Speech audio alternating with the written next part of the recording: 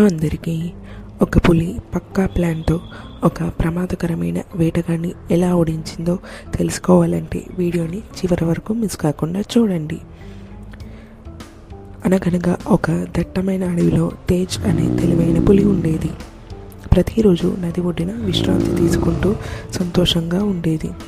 ఒకరోజు ఒక దుర్మార్గుడైన వేటగాడు అడవిలోకి వచ్చాడు. వలలు పంజరాలు తీసుకుని వచ్చాడు.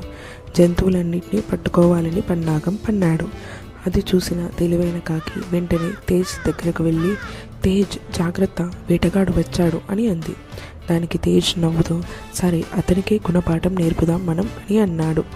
తేజ్ జాగ్రత్తగా వేటగాడు పెట్టిన వలలన్నీ పరిశీలించాడు. ప్రతి పంజరాన్ని గమనిస్తూ ఒక తెలివైన ఆలోచన చేసుకున్నాడు.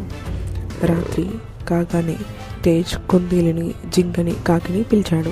నేలపై ఒక ప్లాన్ గీశాడు. అది చూసి అందరూ ఇది సూపర్ ప్లాన్ అని ఆనందపడ్డారు. తర్వాత రోజు కుందేలు వేటగాడిని ఒక దారి సైడు తీసుకొని వెళ్ళింది. జింక మరోవైపు శబ్దం చేసింది. వేటగాడు గాబరాగా ఏమిటది, ఎటు వెళ్ళాలి అని అయోమయంలో పడిపోయాడు. అంతలో డమాల్! వేటగాడు తాను తవ్విన గుంటలోనే పడిపోయాడు. తాడు అతనిని బిగించుకుపోయింది. అతను ఏడుస్తూ ఉన్నాడు. అడవంతా సంబరాలతో నిండిపోయింది. తేజ్ గర్వంగా గర్జించాడు. అడవిలోని జంతువులన్నీ ఆనందపడ్డాయి.